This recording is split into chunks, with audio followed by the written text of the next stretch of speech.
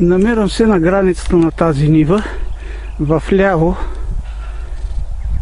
има люцерна, вдясно е жито, а тук вече отиваме в друг житен сорт, където виждаме преминаване на пътеки, по които са минавали предполагаемо диви животни, кучета или хора, тъй като това тук е един от преките пътища между техните ранчета.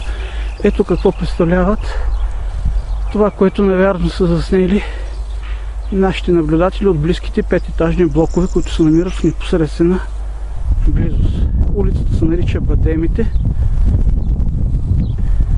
и както от към тази страна, така и от другата има на много места полегнали жита вследствие на неблагоприятните климатични условия и навярно допълнени от дивите животни, подивели, неодомашнени кучета, които обикалят в района.